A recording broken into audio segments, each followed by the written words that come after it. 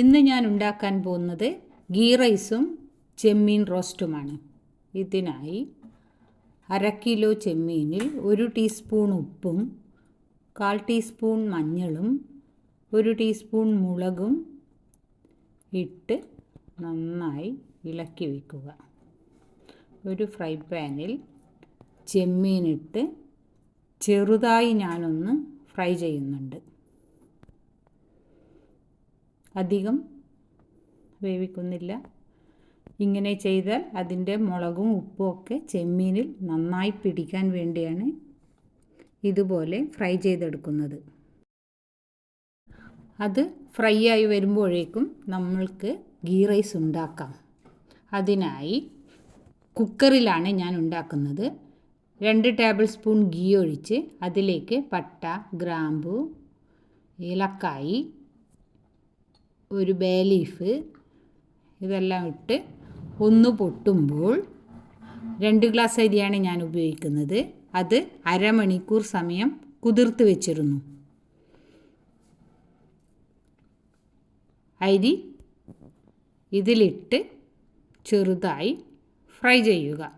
അരി ചെറുതായി പൊട്ടുമ്പോൾ ഒരു 3/4 ഗ്ലാസ് വെള്ളവും കുറച്ച് ഉപ്പും ഇടുക.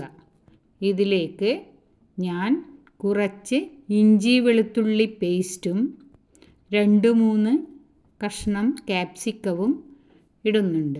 ഈ സമയം ഒന്നിളക്കി ഉപ്പ് വേണമെങ്കിൽ കുറച്ചുകൂടി ഇടാം. എനിക്ക് കറക്റ്റാണ്.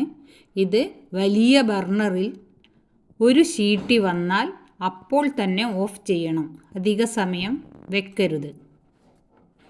മറ്റൊരു പാനിൽ ചെമ്മീനൊക്കെ എടുത്തു വെച്ച് അതിലേക്കു തന്നെ 4 വലിയ ഉള്ളി ഇടുക. ഞാൻ അതിലേക്ക് കുറച്ച് വെളിച്ചെണ്ണ കൂടി ചേർക്കുന്നുണ്ട്. ഉള്ളി ഒന്ന് ചെറുതായി ഫ്രൈ ചെയ്ത് വരുമ്പോൾ അതിലേക്ക് 1 ടീസ്പൂൺ മുളകും 1 ടീസ്പൂൺ ഉപ്പും ചേർക്കുന്നുണ്ട്.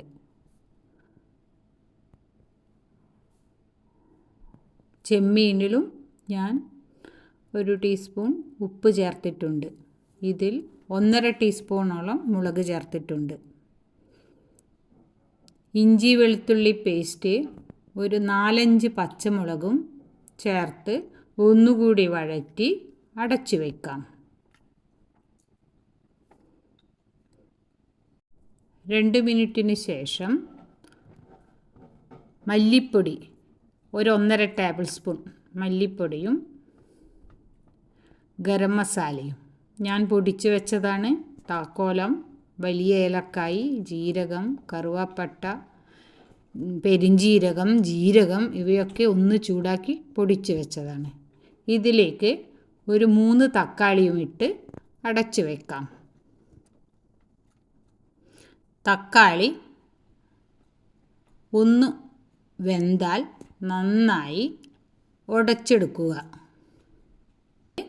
മാറ്റിവെച്ച ചെമ്മീനും ഇട്ട് നന്നായി ഫ്രൈ ചെയ്ത് പിന്നെയും ഒരു 3 മിനിറ്റോ 4 മിനിറ്റോ അടച്ചു വയ്ക്കാം. 2 മിനിറ്റ് കഴിഞ്ഞതിന് ശേഷം ഞാനിതിൽ മല്ലിയിലയും പുതിനയിലയും ചേർത്തു. അതിലേക്ക് 1 ടീസ്പൂൺ ഗരം മസാലയും കൂടി ഞാൻ ചേർക്കുന്നുണ്ട്. നന്നായി ഇളക്കി അടച്ചു വയ്ക്കാം.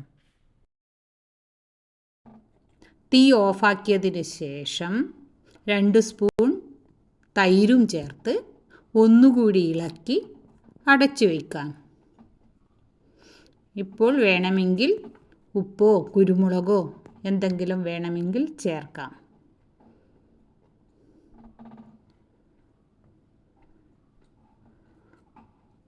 എനിക്ക് കുറച്ച് ഉപ്പ് ചേർക്കേണ്ടി വന്നിട്ടുണ്ട്. ഒരു സീട്ടിയിൽ ചോറ് വെന്തത് ഞാൻ നോക്കുമ്പോൾ നന്നായി വെന്തിട്ടുണ്ട്. ഒട്ടുന്നോ ഒന്നുമില്ല. നല്ല ടേസ്റ്റിയാണ്.